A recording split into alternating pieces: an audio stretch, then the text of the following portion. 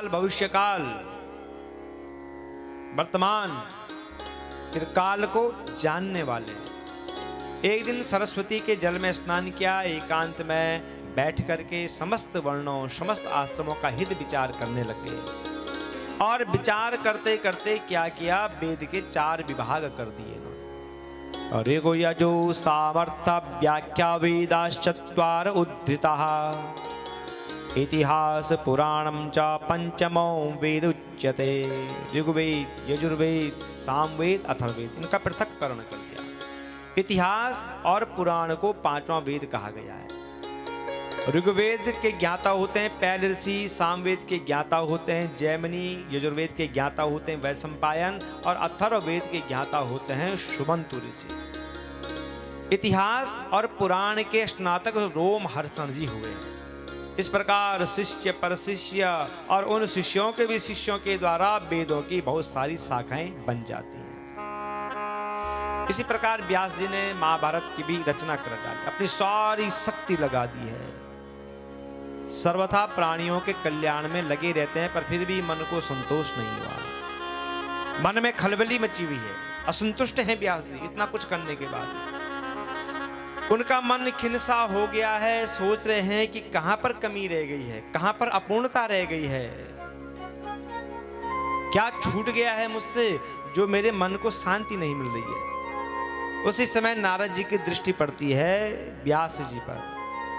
तो नारद जी मिलने के लिए जा रहे हैं व्यास जी से। श्रीमन नारायण नारायण नारायण, श्रीमन नारायण नारायण नारायण, श्रीमन नारायण नारायण नारायण, श्रीमन नारायण नारायण नारायण, भजमन नारायण नारायण नारायण, भजमन नारायण नारायण नारायण, श्रीमन नारायण नारायण नारायण, श्रीमन नारायण नारायण नारायण, श्रीमन नारायण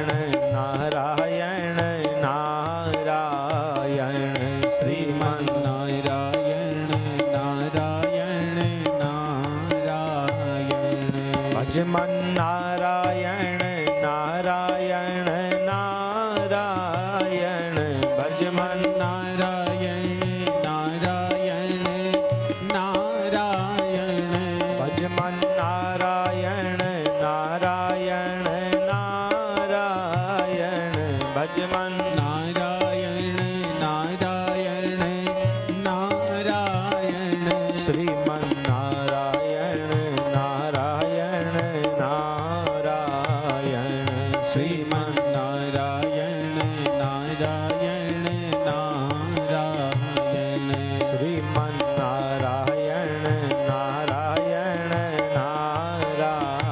नारायण, श्रीमन नारायण नारायण नारायण, श्रीमन नारायण नारायण नारायण, श्रीमन नारायण नारायण नारायण, श्रीमन नारायण नारायण नारायण, श्रीमन नारायण नारायण नारायण। बोलो नारायण भगवान की जय। तो नारद जी आते हैं व्यास जी के समय।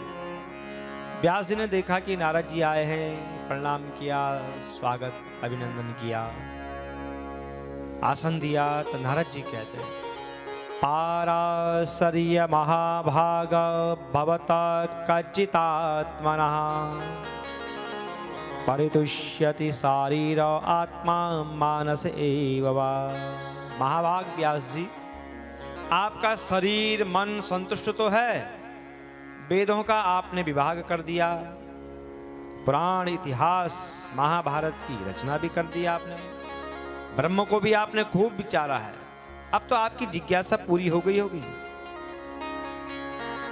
अब तो आपकी जिज्ञासा पूरी हो गई होगी, तो फिर आप अकृतार्थ पुरुष के समान शोक क्यों कर रहे हैं, दुखी क्यों हो रहे हैं आप? क्या हो गया आपको? अब तो आपको प्रसन्न होना चाहिए। नारद जी की वाणी को सुन करके व्यास जी कहते हैं, अस्त्यैव मयि सर्वमिदं त्वयोक्तम् तथापि नात्मा परितुष्यते में तन्मूलमव्यक्तमगाधबोधम् पृच्छामहे त्वात्मभवात्मभूतम्। आपने मेरे विषय में जो कुछ कहा है वो बिल्कुल सत्य है, मैंने सब कुछ कर दिया है, किंतु मन संतुष्ट नहीं हो रहा है। आप ज्ञानी हैं, आपका ज्ञान अगाध है, कहाँ मुझ में अपूर्णता रह गई है, कहाँ कुछ छूट गया है, आप बताइए ना, मुझे क्या करना चाहिए जिससे